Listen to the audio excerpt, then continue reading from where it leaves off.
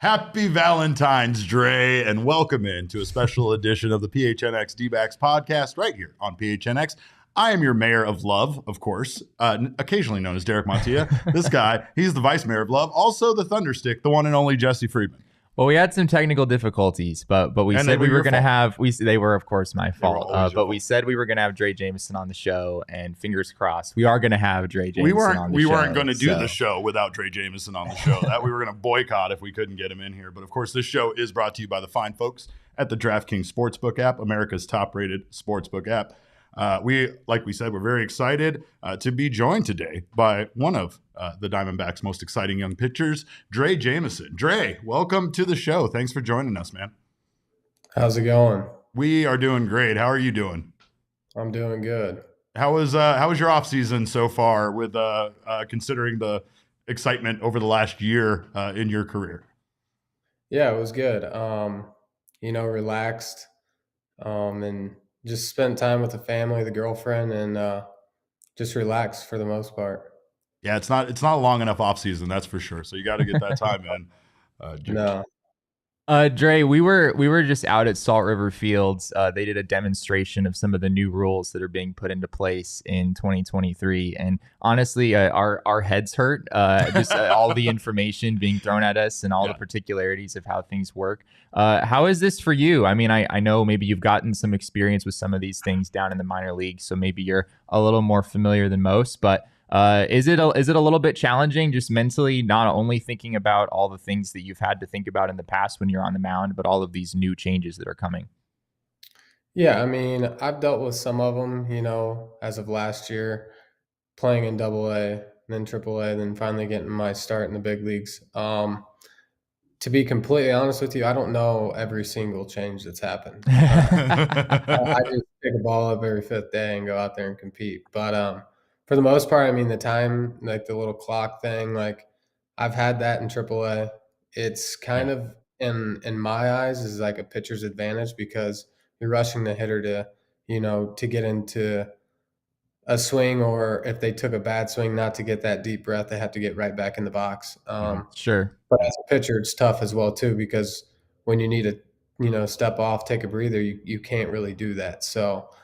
But for me, it's more of like when you get into a groove and you're feeling it, like a hitter can't mess up that groove by, sitting out too long and stuff like that. But all the other rules that they've applied, I honestly couldn't sit here and talk about them because I don't really know. The demonstration they did today, they did show us the pitch clock. They showed us like stepping in and out. Like they kind of discussed all the nuances about it. And I think that was what had our heads spinning. Is it seems like it is a lot of information, but then at the end of the day, it really felt like if you as a pitcher just kind of, don't take that time, that you won't really run into any of these time frames that they're kind of setting up. I mean, they got on the mound and kind of showed us how long like 8 seconds is to stand there and stare down a batter until the pitch clock ran out. And it seemed kind of ridiculous for that much time. So it doesn't really feel like, like you said, aside from like some of the pickoff attempts and some of, stepping out and stepping back in and when that clock starts, it really doesn't feel like you guys are impacted too much, at least with the length of the pitch clock. Yeah, I mean, I agree with that for sure. And I don't know if they're applying the pickoff rules. You have two pickoffs and then the third one if it's not a right. Is that a thing? That's what they were discussing. Yeah, they were saying like if the third one isn't successful. Yeah, that one's a little frustrating. Like I said, I had that in AAA as well. Just for the fact of like you pick off twice and it gives that runner an advantage in a way, because it's like, okay, I can get off more, but I still have to know I have to get back. But at the same time, their jumps can be way bigger than a normal jump. I honestly don't think that rule's going to apply that long, just because it's kind of tough. Like, we can do the pitch clock, we can do all that, but at the same time, you got to play baseball. And the way that game was written up a long time ago it's hard to go away from it. So I don't know. We'll see how that goes. And I think that's what we thought was it really does take away some of that. I feel like some of that freedom that you kind of have.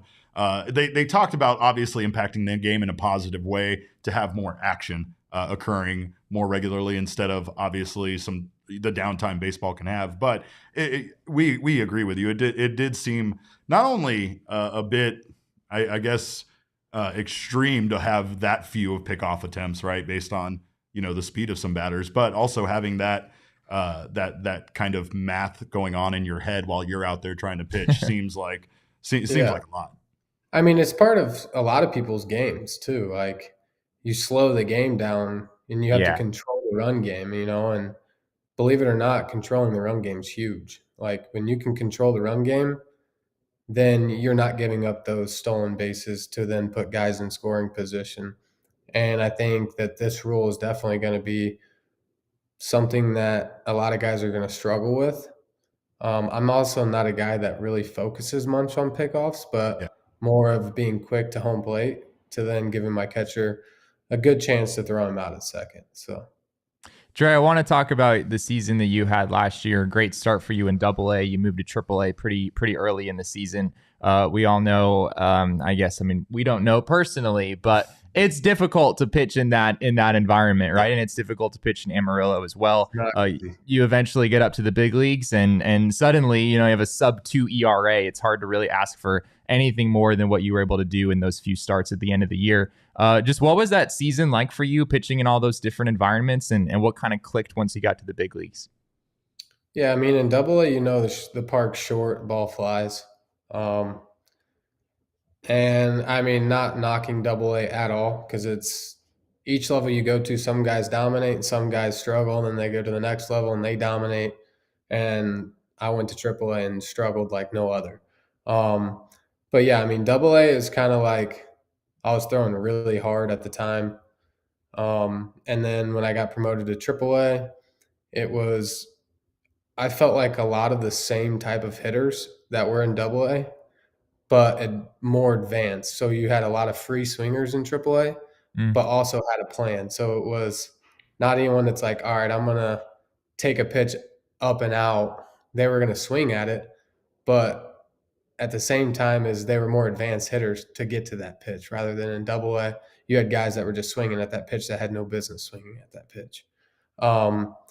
And Triple A, I mean, believe it or not, the ball just flies. Oh Yeah, we are. We've heard. And it's frustrating as a pitcher because it's like you beat someone and they get rewarded Yeah, because right field is just blowing out. Yeah. And it's kind of like it's hit or miss. It's hard as a pitcher to be able to take that in and be like, okay, well, I beat him. That was a good pitch. I just got beat.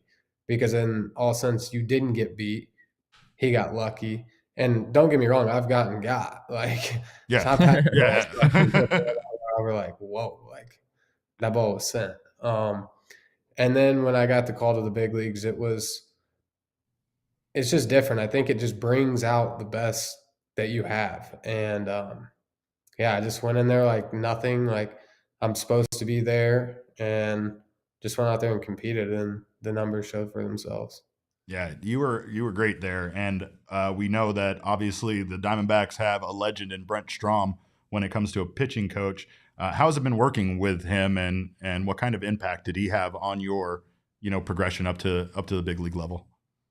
Yeah, I mean, honestly, when I got to the big leagues, there wasn't much that he was like trying to change. His thing was just go out and do what you know how to do, like believe in your stuff and throw your slider.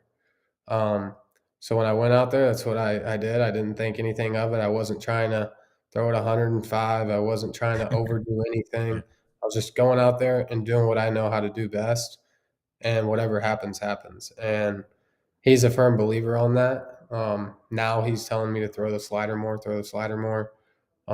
Obviously, keep the four seam up, sinker down, and things like that. But for the most part, like pitch shapes, there's no new pitch shapes that he's actually wanted me to do. But besides location wise of each pitch, this is where it's benefiting, and this is where you're having the most success with this pitch to this pitch to this pitch.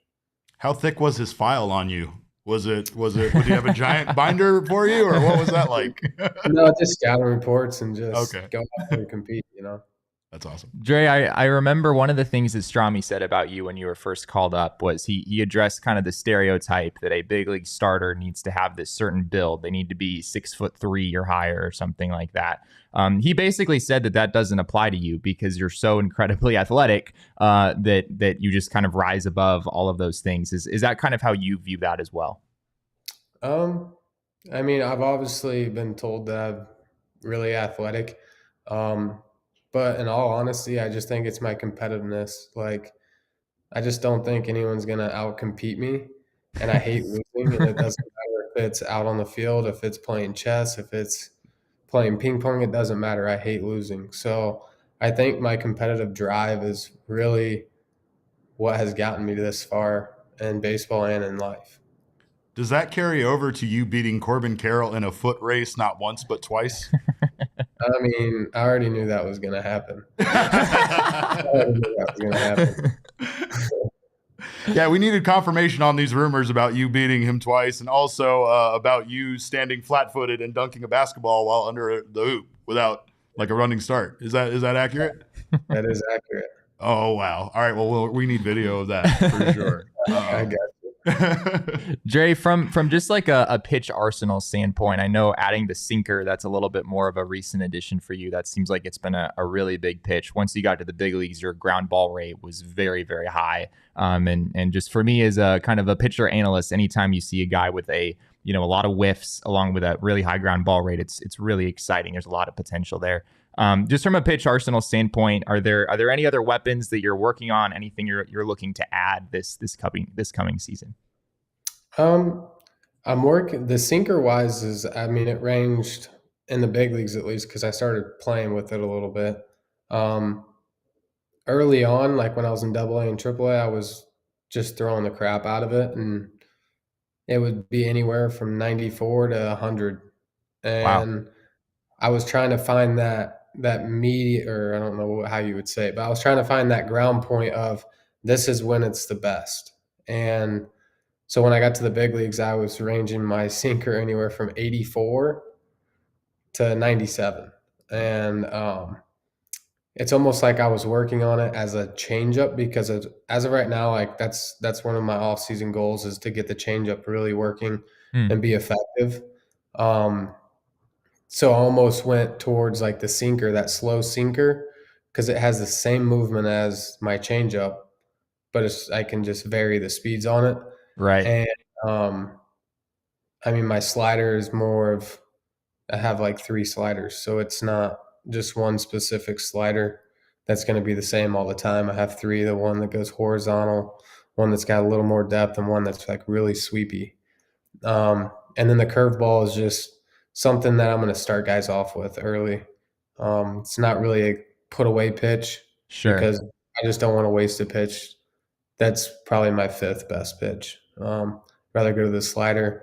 But yeah, well, the sinkers has definitely been a pitch that I've only thrown for a year. I just picked up on it not long ago, and it's a pitch that I've been working on getting to the front hip to lefties to come back onto the dish and then backdooring it and then top shelf coming back on. So it's like I miss a heater up, throw the sinker up, and then it falls back into the zone. Things like that, but not really changing the arsenal much, no.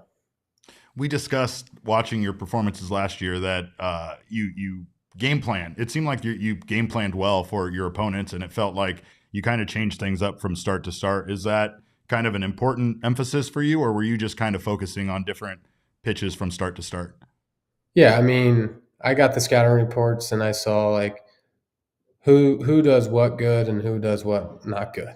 Um, I don't go away from my strengths, but I take my strengths into where they're not doing. Like if a guy can't hit an up and in fastball, I'm not going to throw a down and away fastball. And so I just go to my strengths of okay, why not just pound it up, harden into him? And if I don't have that pitch that day, then I'll have something that looks there, such as like the sinker. It'll start there, they swing, and it falls into him. But yeah, for the most part, I just try to mix my pitches. That's the main thing. Early on in my pro career, I was heavy fat forcing fastball. Some games I'd be 70% fastballs. Yeah. Well, when you move up the ladder, you know that it doesn't matter if you throw 88 or you throw 105. If you throw them 70% fastballs, these guys get paid for a living to hit. They're gonna catch Yeah. up to your stuff, and they're gonna put Last some bats on it. last thing for me, Drey. I mean, it's an interesting situation coming into spring training with all of the different starting pitchers that this team has, right? It seems like there's sort of a competition being set up coming into spring training. I know some of the other guys in this race are guys that you know well: Ryan Nelson, Brandon Pfaadt, Tommy Henry, and the list goes on with some of the veterans on the team as well. How are you approaching this spring training, just coming in knowing that you sort of have to prove something here in order to get the role you ultimately want? Yeah, I mean, at the end of the day, I just got to go out and compete, and I'm going to do everything in my power to get that spot. But at the end of the day, it's ultimately out of my. It's not my decision. I'm Sure. going to put the work in. I'm going to do what I need to do it. But at the end of the day, I don't make the call on who's going to be there, who's not. But ultimately, if whatever happens, I just hope that it's the right decision in a winning ball game standpoint and not a business standpoint. Yeah, yeah, we agree with that, and I think that we know that you guys are a very young, exciting team, and I know that you have had a chance to play with a lot of your teammates now that are on the major league roster as well. Has that kind of made the transition for you easier? That this Diamondbacks franchise is kind of moving in a direction where you guys are all around the same age, and you guys have played together in the minors, and just kind of a fresh roster as far as the young faces on this team. Yeah, I mean, there's pros and there's cons to that. I see a lot of guys that I grew up and playing in pro ball from the beginning, come up with me or I go up with them. Yeah, Like it's an easy thing to do, but at the same time as when I did get to the big league level, we don't have that many like vets that can show you around, and the ones that are there, they did a great job at it, and I'm glad of that. But at the end of the day, it's like it's kind of cool as a young player getting called up, and then you play with guys that you've watched on TV. yeah. That's another thing that's kind of cool, that didn't necessarily have, but at the end of the day, it's as long as we're winning games and doing what we need to do, then we're going to leave a legacy behind for the other guys coming up. There we go. I love that. I can't let you get out of here without getting your best piece of advice for guys on Valentine's Day. Do you have any Valentine's Day advice for guys that might be struggling this late in the day at this point? Well, you need to go and get some flowers. There you go. And Do then the maybe thing. make them, do a nail thing, go get their nails done, and then finish it off with a good dinner. There you go. All right. All Our right. producer is nodding emphatically. So she is very much in favor of your advice. But hey, we look forward to seeing you this year, man. It was a blast last year, and this team it looks like it's going to be very fun to watch this season. Awesome. Thank you so much. Thanks, we'll see Drey. You. Well, that's fantastic. Hey, at least the internet worked this time. Yeah, Right? I know, It wasn't an internet. Once we got him, Yeah. we didn't lose him. Once we got him, he was here. Great stuff. But big thanks to Drey and the D-backs for having him on. And again, pitchers and catchers, he goes out tomorrow. He reports tomorrow. So make sure if you have a chance to stop by Salt River Fields and see these guys in person, you got 12 days to watch them go out there and get their workouts in. And it's a fun, unique experience that you can't really get. Just bring like 4 layers. Oh my God, it was so cold today. As we discovered today, it's entirely too cold outside for the cold. start of spring training. Oh, so yeah. All just the be good warned. weather was wasted on Super Bowl and really waste was. management. All of you visitors that came We into gave it town, to the you got tourists. the best of it. We gave it to the tourists. There you go. Well, big thanks to Drey. Happy Valentine's Day to him. If you guys haven't done so already, make sure to grab the Underdog Fantasy app. Don't play it today. It's Valentine's Day, but make sure to get it so you have it ready when you want to play some fantasy sports against your friends. You can draft squads against 5 of your friends, and the highest scoring squad wins some cold hard cash. Draft some NBA players with no positional limits, and whoever scores the most fantasy points can win. Of course, we are riding on pitch counts this season. We know that. And Drey Jameson is definitely going to be involved in that. But make sure to check out their Pick'ems game where you can go higher or lower on stats. And the more legs you add, the more money you can win. Of course, make sure to do that over at Underdog Fantasy. It's this easy to get started. Go to underdogfantasy.com or download the app, sign up with promo code PHNX, and Underdog will match your first deposit up to $100. And also, if you're still in town as a visitor, if you haven't left yet because you're maybe sticking around a few days, go away. Yeah, Jesse's right. Go away. We had a hard time getting here on the freeway. But also, remember, recreational marijuana is free, is legal here. Not free. You have to pay for it, but it's legal. That would be a lot. That would be awesome. That would be so great. But it is legal here. So make sure to go to your local dispensary and grab our friends from OG's. They have a wide variety of flavors and doses to try. Sleep editions, sativas, indicas, whatever you need, they have different doses. The minis are great for people that don't want a large amount. That way you don't have to like break it up and stuff. Something I'll tell you about edibles, it's a tray. It could be slightly tilted or off-centered. You have no idea how much you're getting in one edible versus another. They're very much about exact dosing. And of course, you can also get those micro doses instead of worrying about ripping things in half. So check out OG's and check out their new strawberries and cream CBD to THC ratio, branded as the Happy Balance. Strawberries and cream flavor. It's hitting the street soon. It's official. You can find strawberries and cream at your local dispensary and must be 21 or over to enjoy it, and enjoy responsibly. And Jesse and I are very cold because we were out at Salt River Fields taking in the demonstration of the new rules that we talked about. We were very excited. They did demonstrate the rules. We got out on the field. He showed us all the little nuances to everything, and it was very interesting. We're going to have a little bit more information, maybe some video and pictures for you guys tomorrow because we got here very shortly. We were just doing this like a half an hour ago, it feels like. But Jesse, what was your kind of impression of the rules and some of the things they discussed today? I'm just so excited, honestly. Like, just as a baseball fan in general, this is like the best time to be a baseball fan, really just is. Like ever. Like the players are better than ever, right? There's guys like Drey Jameson who throw 100 miles an hour, and there's like a whole bunch of them and now can at this point. Flat-footed underneath the hoop, right? Let's not forget about that. Who can outrun Corbin Carroll, even though they're pitchers. They're not. They don't even run. They don't even use that skill. It's a wasted talent. It's kind of I mean, maybe they give Drey Jameson some pinch run opportunities. That was a missed question. Yeah, We definitely should ask him about that. But yeah, I'm just excited. I thought it was really interesting before we went out on the field and really saw all of the rules demonstrated. They basically put together this PowerPoint presentation, and before they got into the rules, PowerPoint presentations. We love a good PowerPoint presentation around here. But yeah, before they even talked about the rules, they just talked about the state of baseball, basically. Yeah. And I thought it was a fitting setup because the reason that Major League Baseball did all these things is because of the fans. It's because of the results of surveys, basically. They've gone to fans and they've asked, like, all right, how long is the ideal baseball game, right? Yeah. What are the plays that you want to see more of? By the way, the answer was 2.5 hours. Yeah. What are the plays that you want to see more of? What are the plays that you want to see less of, right? And they basically put all of those things together, and that's where we landed at all of the rule changes that we have. So they also had a whole lot of statistics about just like Major League Baseball compared to the other major American sports. The state of the game and how it's not really as unpopular as we perceive it to be. And It's not an old person sport as we perceive it to be, though.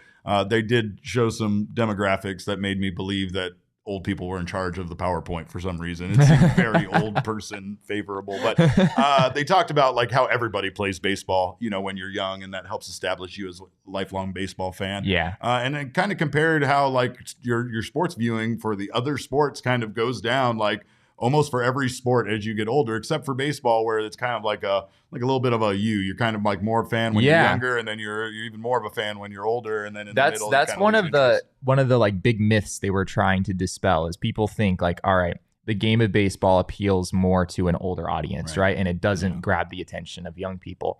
At least according to the graphs that we were shown, that's not true. Right. Basically, what they showed is it's kind of this U shape where very young people are very into baseball, right? Yeah. Like middle school age, something like that.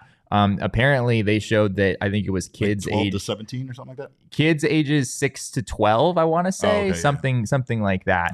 Yeah. Played more baseball than any other sport in the U.S. So it's basically this U shape where like the very young people are really into the game, and then yes, some of the people in that older demographic are there as well. So yeah, it's just interesting to see Major League Baseball's awareness of the situation and how they're looking at all these numbers and they're trying to figure out how they can have Major League Baseball, I don't know, perceived as what it is, which is, I think, the best sport out there, right? I'm a little biased. I guess I do this for a living, but I've told you guys I'm addicted to the narcotic that is baseball, and Daddy needs his sugar. Okay. But I will say this about baseball. Baseball is one of those sports that right now, we talked about this as the perfect time since they're already just ripping the Band-Aid off as far as changing rules, changing things that they've considered to be sacred parts of the game for generations. They're changing it now for the better. Like Jesse said, a lot of the things that they surveyed fans that they didn't like were mound visits and pickoff attempts and things like that.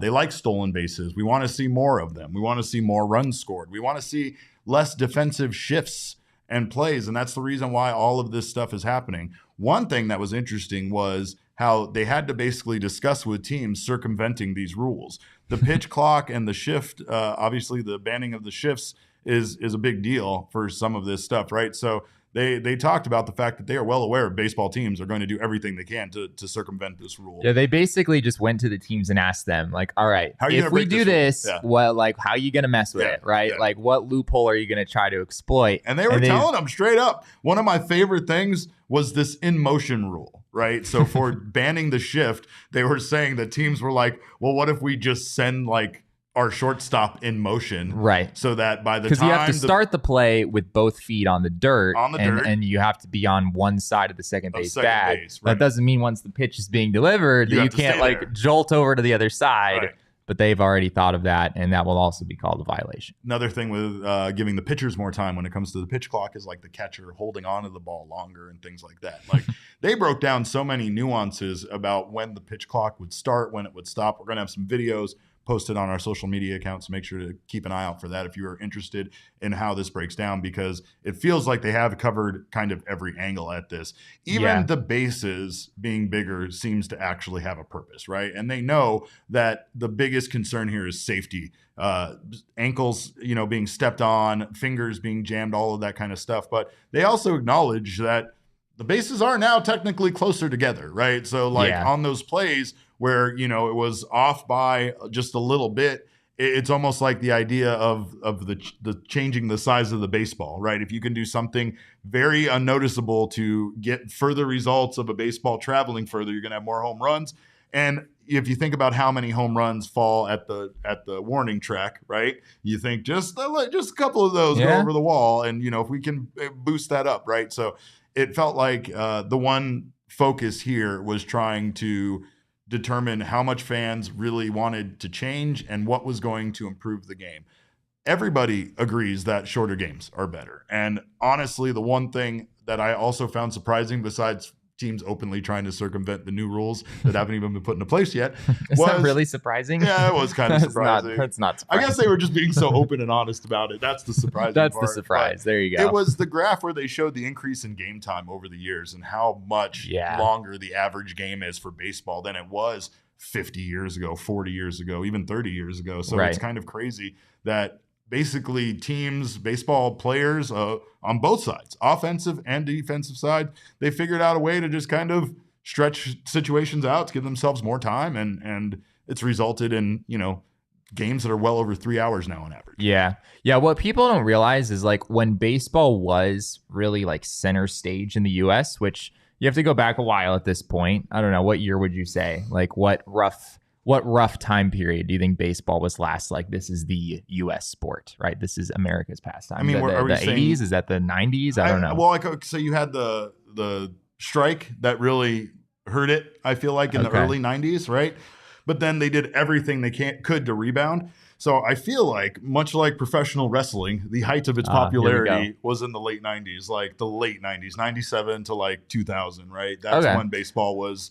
Everybody was talking about the home run races and what McGuire and Bonds was doing, and it felt like steroid era. Yeah, exactly. When things were good. The good old old days. Yeah, so like just thinking back to when baseball really was center stage in the US, you have to realize it's not just that people have changed, right? I think that's the common perception is people nowadays just need that instant gratification. They need things moving more quickly. Attention spans are shorter. Right. And so people think that's the reason why baseball has kind of fallen off from being center stage. But there's this other side of it where the game itself has changed. It's not just that people are different and they don't like what they used to like. It's that the game itself has changed, right? As you said, the games now are a lot longer than they used to be. If you go back into the 50s and 60s, games were about 2.5 hours long. That's how long the average baseball game was. And a lot of these things that fans don't like mound visits, right? Pitching changes. There aren't as many balls in play now as there used to be. All of those things go into changing the product, and I think making it probably even worse for today's audience than it otherwise would be. So it's not just that the people have changed, it's that the game has changed too. And these things are in place. These rule changes are in place to try to kind of get us back to where the game was. You know who I blame, Jesse? Who do you blame? StatCast. It's the damn StatCast era, and here's why. Because now we know too much information. StatCast, blame StatCast. You're gonna hate this. I do. It's because people just used to go out there and play baseball. Now we have all of this information, and it's all being transferred around. Like there's spreadsheets and information being accessed. People are too smart. People are too smart. There's just too much information. It's a game not based on feel anymore. And honestly, without trying to rein it in a bit, it really does. And it does allow for them to do everything they can to try to, to try to stretch the time and try to pass as much information along. Thanks, Mark. I appreciate that. Thanks, Mark. But anyway, you missed Drey, Mark, so I don't know what to tell you if you're just getting here. But I will say that I think that the idea here is that all of these clocks and everything don't allow for teams to strategically plan as much in the moment. They have to game plan ahead of time. They have to make quicker decisions, right?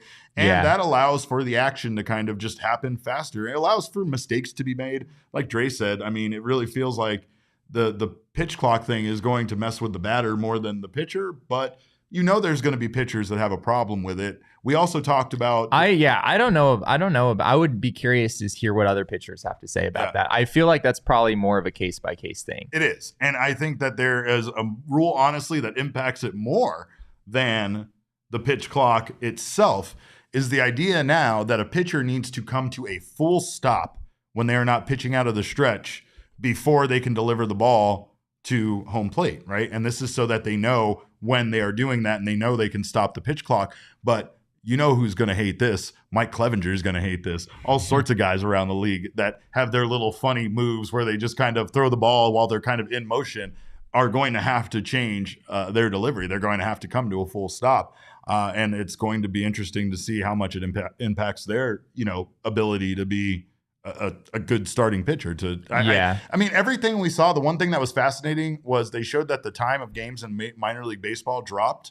25 minutes, 2 hours, 38 minutes. And nothing else did. Like all of the other stats, comparatively, strikeout percentage went down a little bit. Yeah, walks, I think went up a little bit. Yeah, pretty much the same. Batting average went up a tiny bit. It was almost identical stat line for things like everything else that impacted the game. So it just showed that this really isn't causing more runs to be scored or a huge difference as far as what the offense is doing. Yeah, it'll be interesting to see. I mean, it's funny hearing some of the guys who work for Major League Baseball who are in charge of putting some of these rules into place and trying to figure out what they would be. They don't know what's going to happen. Like Morgan Sword, who's one of the guys who's been very instrumental in this process for Major League Baseball. He did a lot of the talking today, and he said, anyone who says they're confident about the impacts of this on the game is probably lying to you, because nobody actually knows what the impact of these things will be. We have some hypotheses, right? I think with the shift restrictions, you expect batting averages will maybe go up a little bit. But outside of that, like nothing is really set in stone. And at the end of the day, it really might be that we have a very similar baseball game that's just shorter and it's snappier and it's just more entertaining for fans to watch. So hopefully that's the outcome here. More of the stuff we want, less of the stuff we don't, basically. There you go. And you can get more of the stuff you want, by the way, if you get yourself a PHNX Diehards membership over at gophnx.com. What you'll get more of is Jesse's articles. You'll get access to all of them. Most of them are unlocked, but he has the full count. Full count.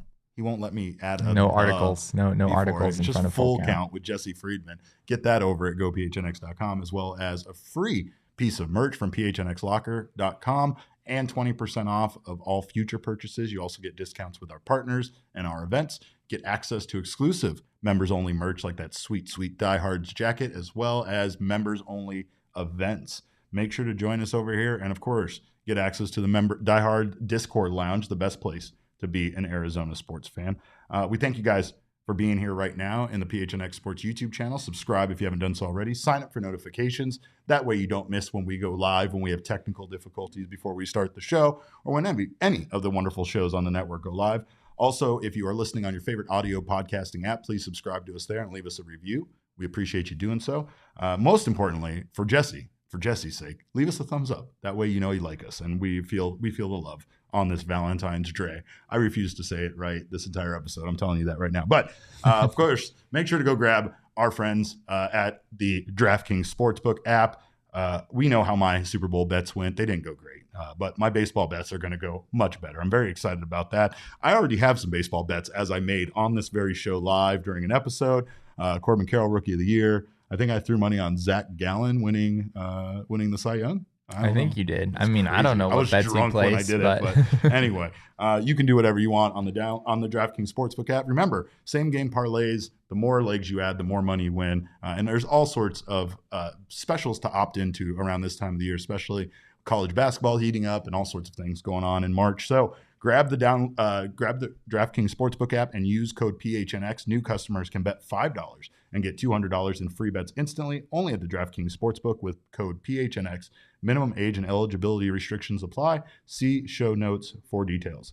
I don't mean to bog you down with more rules stuff, but we did briefly discuss, because it was kind of breaking news yesterday. That's all you ever talk about, Derek. Just rules. That's all I'm about. You guys know that. I love rules. But the MLB Joint Competition Committee has voted unanimously to make the extra inning ghost runner rule a permanent rule for all regular season games moving forward. Thoughts on the rule, Jesse?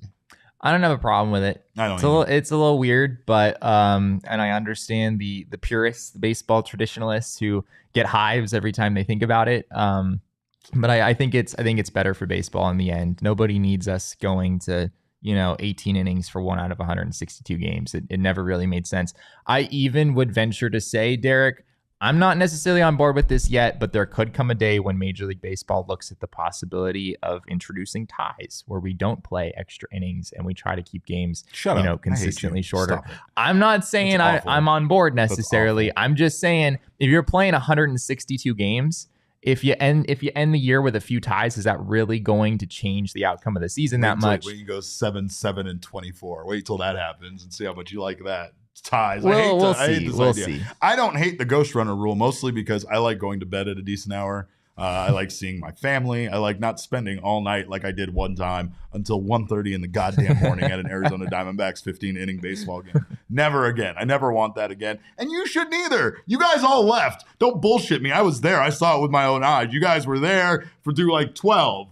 And then when 13 came around, you were like, well, it's time to start hitting the old dusty trail. So don't give me that. We had to stay until the end. I had media to do stuff. But anyway, let me tell you, I like the ghost runner rule. It doesn't bother me. I feel like it makes extra innings more interesting. Yeah. And I think that it's kind of like some of these rules where right now I am so in the mode to just accept rule changes and new things in baseball anyway, because we've just been doing it for the last few years that let's just get it over with. Let's just revamp the game, find out ways that we can make it better. And that's definitely one of them as well. Obviously, it's still the same kind of spirit that the pitch clock is, that basically we want to speed the game up and we don't want it to be as long. So I don't. Chris says no ghosts until the 12th. That is an idea I've heard floated around by a number of people over the years. Maybe you don't do it in the first couple extra innings, and then once you're really getting long, then it's like, all right, now we'll do it. I don't know if that works, because as we've seen, the ghost runner doesn't immediately end a baseball game. Like, just because you're using the ghost runner doesn't mean you've got a 10-inning game. Yeah, in fact, a lot of times both teams score the ghost runner. Yeah, it's not that hard to score a guy from second base with nobody out. Yeah. So I think if you didn't start it till the 12th, I'm not sure it would really be accomplishing its purpose. Most extra inning games end after 11 or 12 innings anyway. So I I understand where you're coming from, and it does make sense, but I'm not sure it really accomplishes the goal that MLB is going for here. We also have other information, as Wild Animals brought up in the chat, that the Gallon bobblehead was announced today, you guys.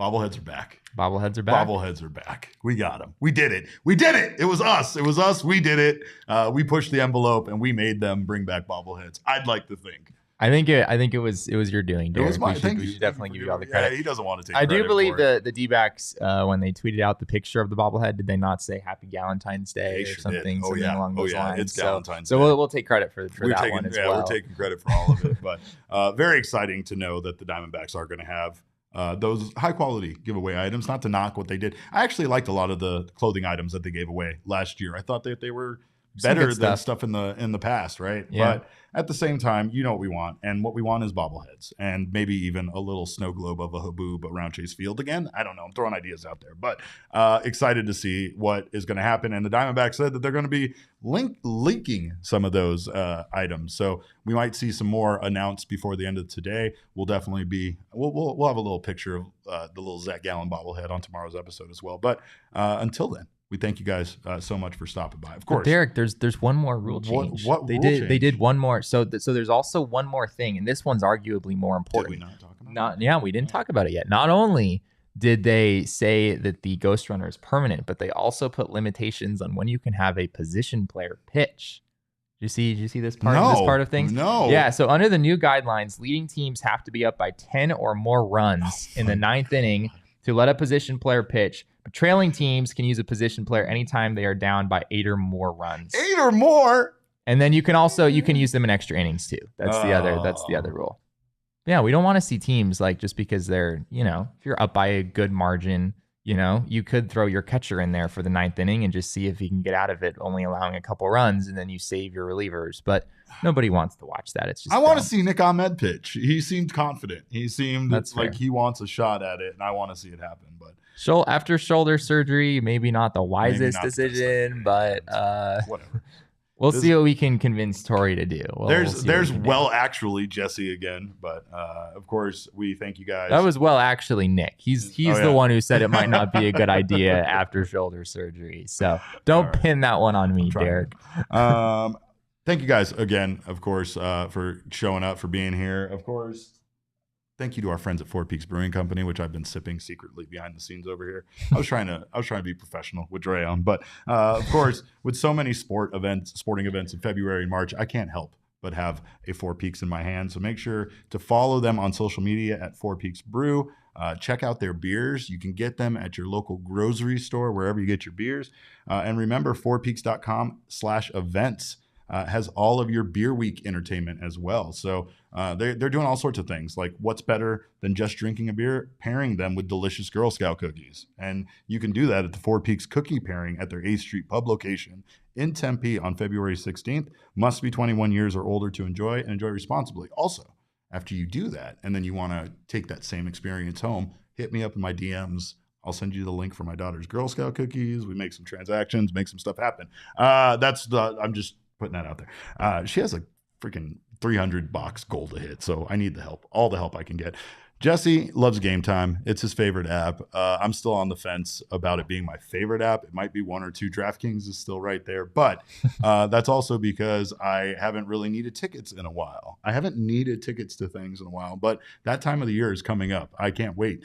We got Innings Fest coming up. We have all sorts of stuff coming up. You going to do Kevin Durant's first home game with the Phoenix Suns? Oh, yeah. Make sure to check that out. Our takeover is sold out, but congrats to those of you that made it in, and I will see you guys there. Can't wait for Kevin Durant to join the Suns. But the best way to get tickets to those Suns games and Diamondbacks games all season long is to buy them through the Game Time app. Of course, you can save up to 60% on tickets when you buy tickets last minute. And the best way to support us is by buying your tickets through the link in the description. This is an app for procrastinators, by procrastinators, and make sure that you get in there and save yourself some money on last minute. Should we know tickets. that the creators of Game Time are procrastinators? I mean, is that an offensive thing to say? I imagine you have to be a procrastinator to think this app is a good idea, right? You're like, I don't like buying tickets at the, right? No. I want to wait until the last minute and then get a discount. So make sure to get your discount over at the Game Time app. Download it or go to their website. Either way, Jesse will tell you, though, that it's one of the most aesthetically pleasing apps. So get the app. We thank you guys again for being here. Big shout out to Drey Jameson. Thank him for being here. And of course, Wild Animal says Innings Fest Sunday lineup is much better than Saturday. I completely disagree with you 1,000% on that. Saturday has Green Day, Weezer, and The Offspring. That's 96 through 98 for me, basically. That's my formative years as a high school student. So I need that in my life. But go to both days. It's a great event. It's very fun. And I will be out there, definitely. Jesse won't be, but that's because he hates fun.